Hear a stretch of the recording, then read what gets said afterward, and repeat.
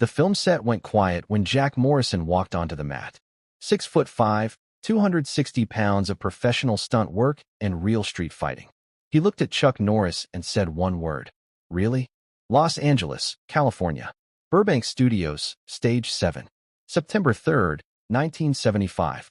Wednesday afternoon, 2:15 p.m. The soundstage smelled like every working film set smelled in 1975. Sawdust, fresh paint, coffee that had been sitting in industrial percolators since 5 a.m. Electrical cables snaked across the concrete floor. Lighting rigs hung from the ceiling grid, their barn doors adjusted to create the precise shadows the cinematographer demanded. They were shooting an action sequence. A fight scene.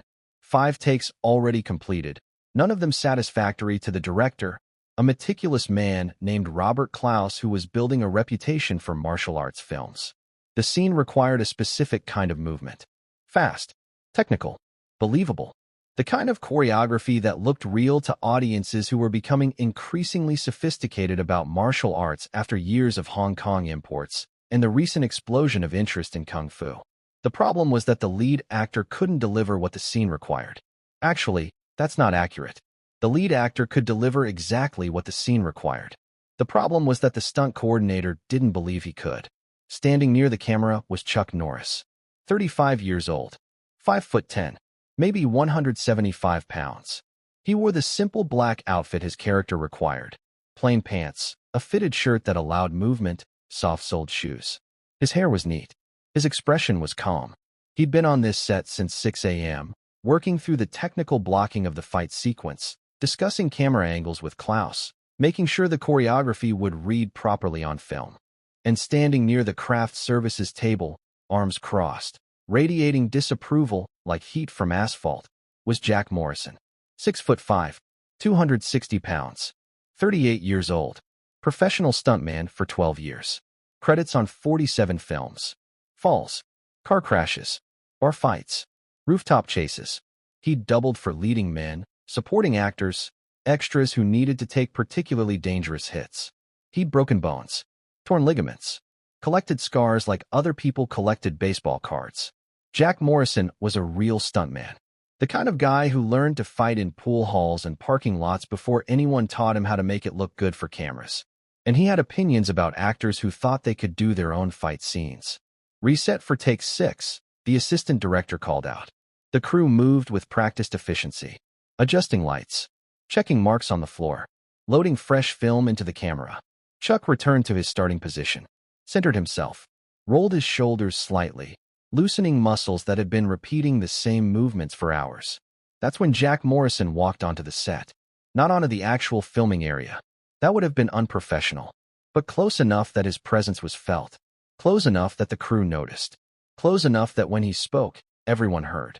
"This is a mistake," Jack said to no one in particular, but loud enough that it carried across the sound stage. Robert Klaus looked up from the monitor where he'd been reviewing the previous take. "What's a mistake, Jack?" "This," Jack gestured toward the set, toward Chuck, toward the entire production. "Letting actors do stunt work. It's dangerous. It's inefficient. And it doesn't look as good as when professionals do it." The crew exchanged glances. This wasn't the first time Jack had voiced this opinion. He'd been making comments since the production started 3 weeks earlier. Small digs. Subtle implications that the lead actor was playing at something he didn't understand. But this was the first time he'd said it openly. Loudly. During a take. Klaus set down his clipboard. Walked toward Jack. His voice remained professional, but there was steel underneath. "Jack, Chuck is doing his own stunts because he's a trained martial artist. He's been competing in tournaments for over a decade. He knows what he's doing." "Tournaments," Jack repeated, loading the word with contempt. "Point sparring, touch contact, judges and rules, and stopping when someone scores." He shook his head. "That's not fighting. That's sport. And sport doesn't translate to film. Not like real stunt work does." Chuck Norris didn't react visibly. He remained in his starting position, breathing evenly, waiting for the discussion to resolve itself. But the crew was watching now. The grips, the lighting guys, the camera operator, the script supervisor. 25 people who had stopped their various tasks to witness this confrontation. Nobody expected what Jack Morrison would say next. "I've been doing this for 12 years, Jack continued. his voice rising slightly. Real falls, real hits, real consequences. I've fought in streets before I fought on camera. I've taken punches from guys who wanted to hurt me, not score points. He looked directly at Chuck for the first time. So with all due respect to Mr. Norris and his tournament trophies, I think we'd all be better served if he stepped aside and let a real fighter handle the real work. The soundstage fell completely silent. Even the ambient noise from adjacent stages seemed to fade. Someone's walkie-talkie crackled. No one answered it. Robert Klaus's jaw tightened. This wasn't just unprofessional. This was insubordination. A direct challenge to his casting decisions, his directorial judgment, his entire production. But before Klaus could respond, Chuck Norris spoke. His voice was quiet, calm, carrying none of the emotion that Jack's words might have warranted. "Jack, can we talk for a minute?" Jack Morrison turned fully toward him now. "Nothing to talk about. I'm just saying what everyone's thinking. Actors should act. Stuntmen should stunt. That's how it's always worked. I understand your concern," Chuck said, still calm. "And you're right that I'm primarily known as an actor now. But before that, I was something else. I'd like to show you, if you're willing." "Show me what?" "Show you that my martial arts training is legitimate, that it translates to film, that it's not just tournament point scoring." Jack's expression shifted to something between amusement and contempt. "You want to demonstrate some karate moves? Do a kata? Show me your forms." "No," Chuck said simply. "I want to spar with you. Light contact. Just enough for you to understand what I can do, what I've trained to do. And then if you still think I should step aside, I'll have that conversation with Robert."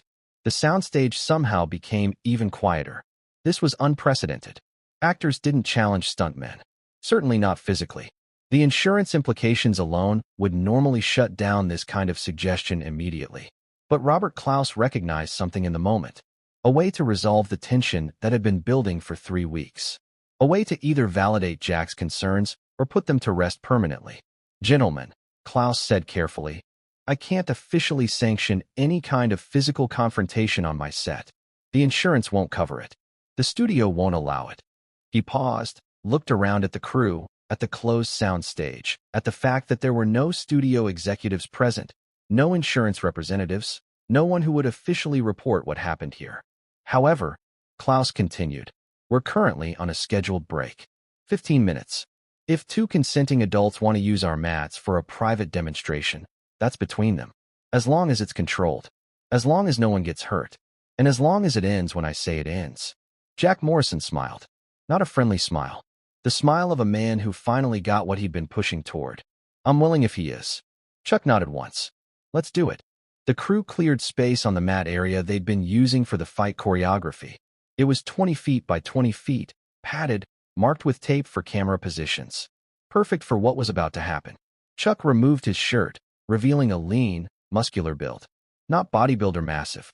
Not inflated with steroids or excessive weight training. Just the efficient musculature of someone who had spent years conditioning for functional movement. Jack removed his own shirt. The contrast was immediate. Where Chuck was lean, Jack was massive. Shoulders like concrete blocks. Arms thick with the kind of muscle that comes from physically demanding work, not gym exercises. His torso was crisscrossed with scars. Evidence of stunts gone wrong. Falls that went long, fights that got real. The crew formed a loose circle around the mat. Someone turned off most of the overhead lights, leaving just the natural illumination from the high windows. It created the feeling of a gym, not a film set. Private, intimate, real. "Rules?" Jack asked, stretching his neck with audible cracks. "Light contact," Chuck said. "Stop when Robert says stop. No strikes to the head that land hard. Everything else is fair. No time limit." "No time limit," Chuck agreed. "We go until one of us asks to stop or until Robert calls it." Jack nodded. He settled into a boxer's stance. Hands up, weight on the balls of his feet. The posture of someone who had learned to fight before learning to perform fighting. Chuck stood more neutrally, feet shoulder-width apart. Hands up, but not clenched. Weight centered. To the casual observer, he looked almost unprepared. To anyone who understood martial arts, his positioning was something else entirely.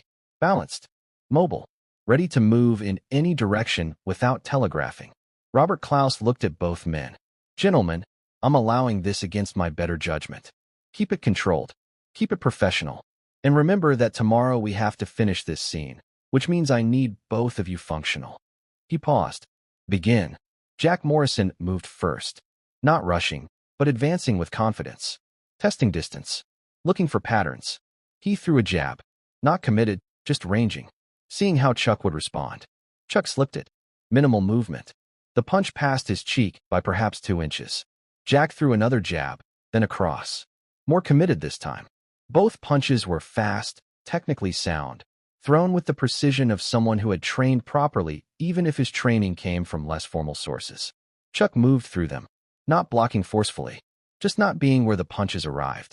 His footwork was minimal but perfectly timed. The crew leaned forward. This wasn't what they expected.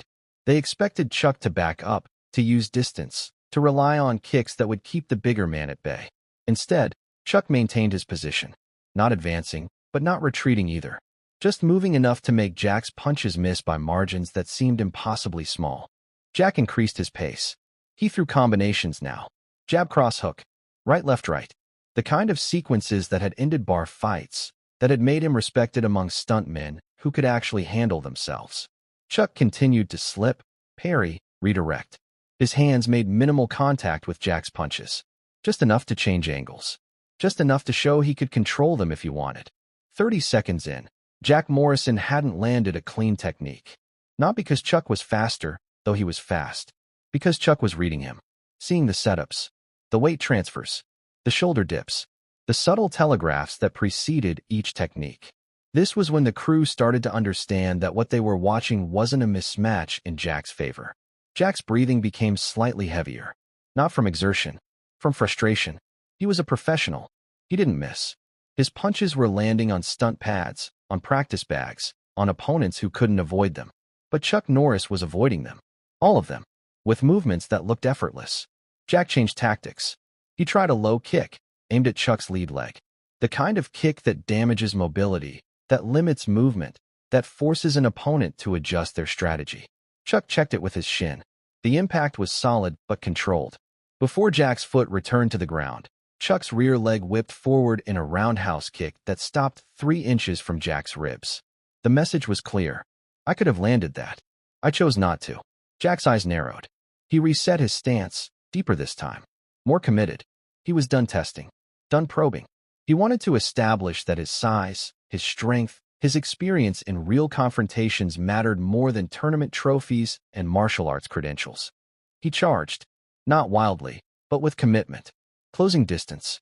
Looking to tie Chuck up, to use his 70-pound weight advantage, to turn this into the kind of grinding, physical confrontation where technique mattered less than raw power. Chuck didn't retreat. He angled.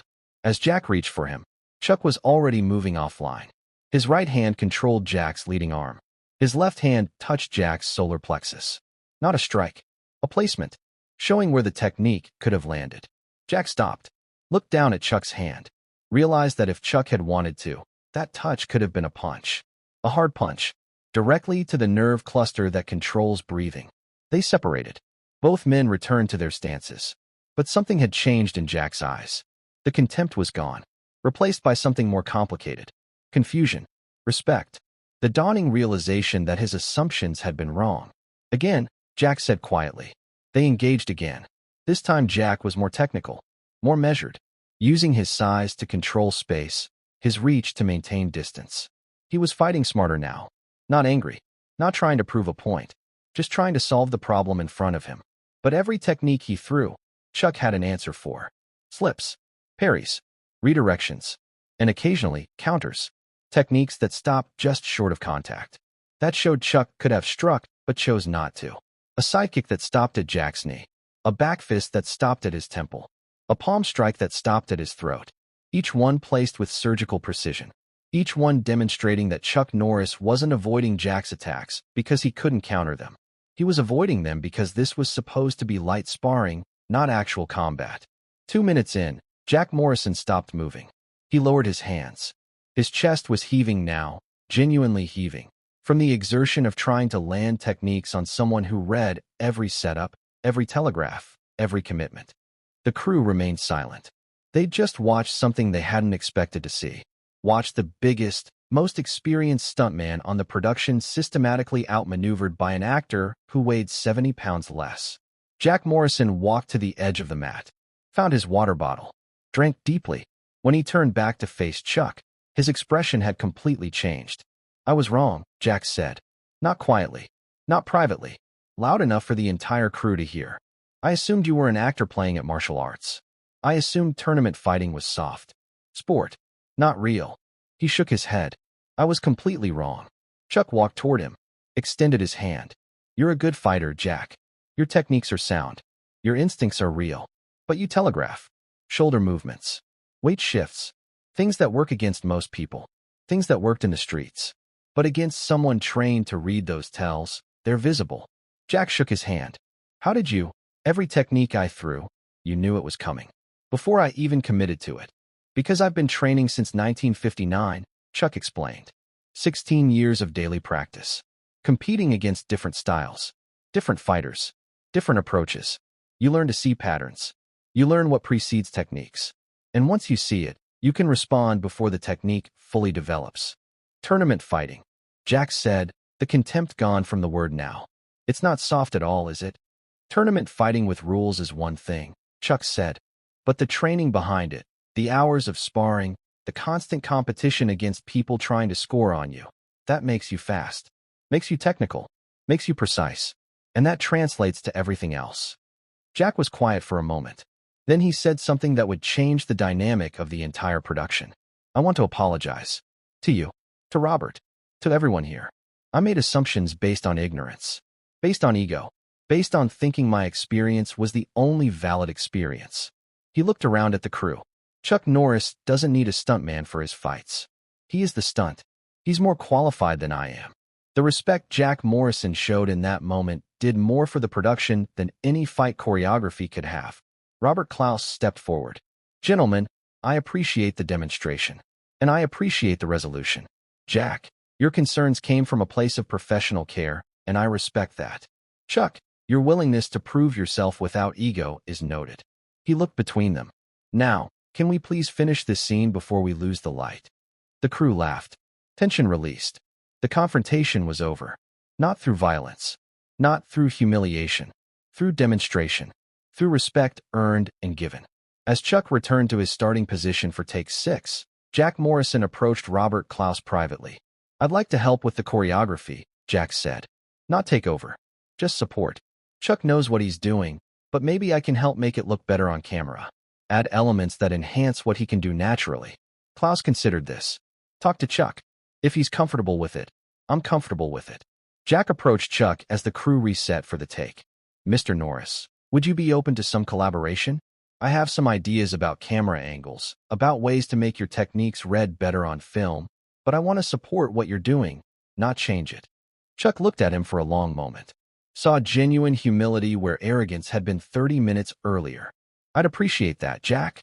You've been doing this longer than I have. Your experience on camera is valuable." They worked together for the rest of that day, and for the remaining 3 weeks of production. Jack's knowledge of camera angles combined with Chuck's technical skill created fight sequences that looked better than either man could have achieved alone. The film was released 8 months later. Critics praised the fight choreography, called it realistic, grounded, different from the wirework and obvious doubling that plagued other martial arts films of the era. But the people who made that film, the crew who watched that Wednesday afternoon demonstration, they knew why the fights looked real. Because they were real. Not the actual violence, but the technical skill behind them. The training, the preparation, the years of work that made Chuck Norris's movements authentic in ways that choreography alone could never achieve. Jack Morrison continued working as a stuntman for another 15 years. But he became an advocate for martial artists doing their own stunts. When other stunt coordinators complained about actors wanting to do their own fights, Jack would tell them about September 3, 1975. About the day he challenged Chuck Norris and learned that his assumptions about real fighting versus tournament fighting were completely backwards. "The toughest guy I ever faced wasn't in a bar fight," Jack would say in interviews years later. "It wasn't on a movie set where someone lost their temper. It wasn't in any of the street confrontations I had before I learned to get paid for fighting. The toughest guy I ever faced was a 175-pound tournament champion who moved like water and struck like lightning. And the hardest part wasn't that he was so good. The hardest part was that he was so good while being so respectful. In 1982, Jack Morrison was working on a film called Forced Vengeance. The lead actor was Chuck Norris. They hadn't worked together since that 1975 production. 7 years had passed. On the first day of filming, Jack approached Chuck during a break. "Mr. Norris, I don't know if you remember." "I remember, Jack," Chuck interrupted with a slight smile.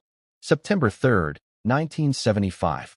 Stage 7 at Burbank Studios. I wanted to thank you," Jack said, "for how you handled that. You could have embarrassed me. Could have made me look like a fool in front of the crew. Instead, you showed me what I needed to learn without destroying my reputation." Chuck shook his head. "Jack, you challenged your own assumptions. You admitted you were wrong publicly.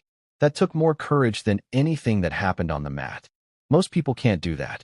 They'd rather hold on to their ego than embrace growth. I learned more from you in those 2 minutes than I learned in 12 years of stunt work," Jack admitted.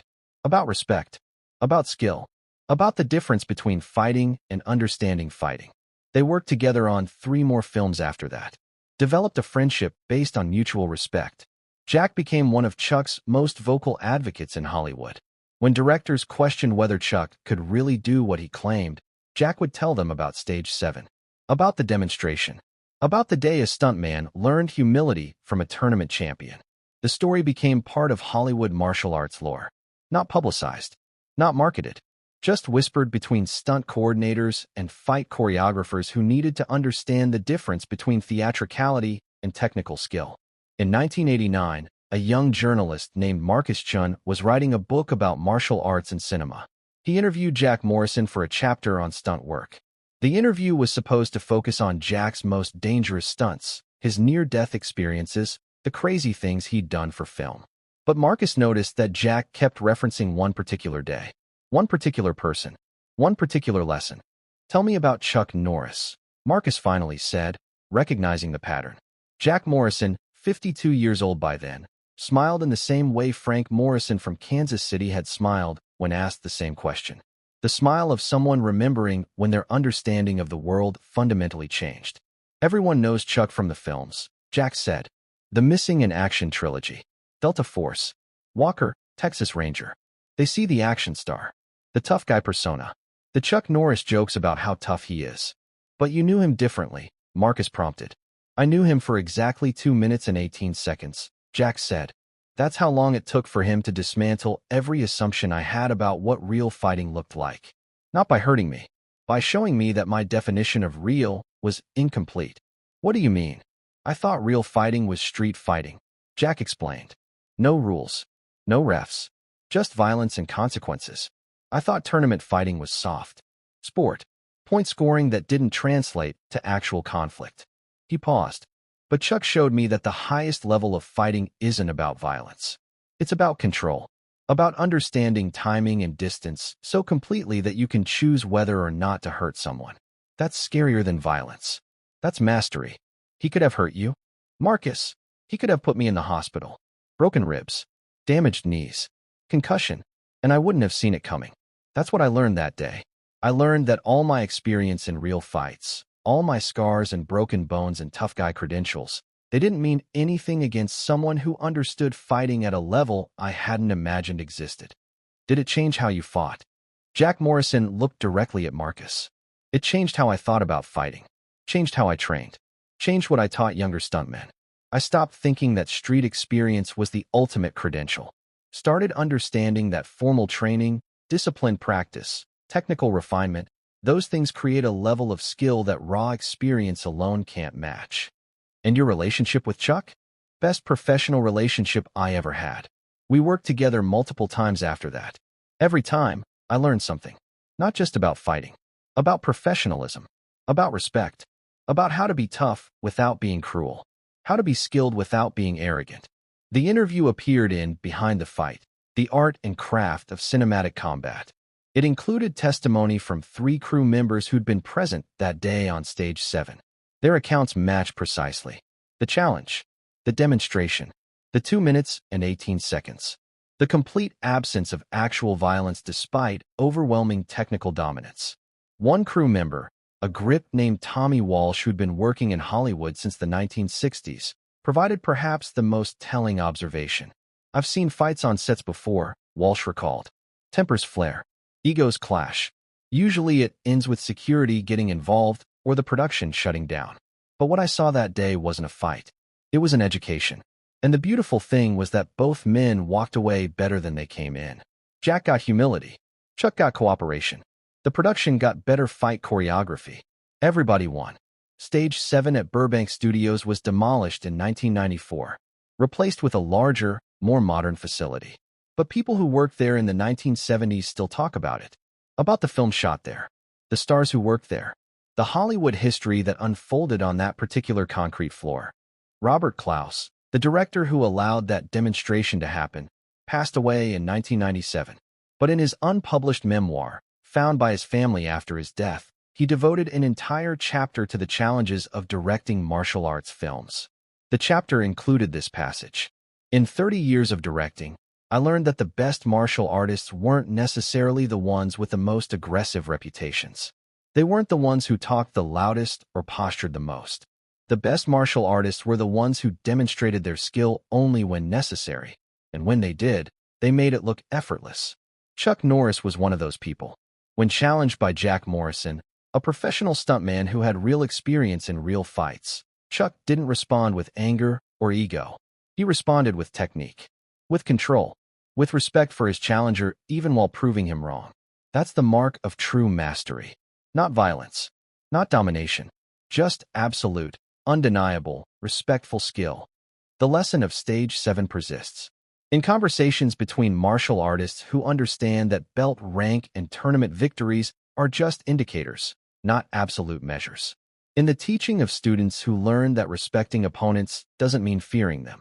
In the recognition that the most profound victories come without causing harm. Chuck Norris went on to become one of Hollywood's most successful action stars. To television fame, to cultural icon status, to Chuck Norris jokes that turned his toughness into hyperbolic humor. But the people who were there that Wednesday afternoon in 1975, they knew something the jokes didn't capture. They knew that beneath the Hollywood persona was something proven, something tested, something demonstrated not through boasting or marketing, but through quiet, controlled skill that needed no exaggeration.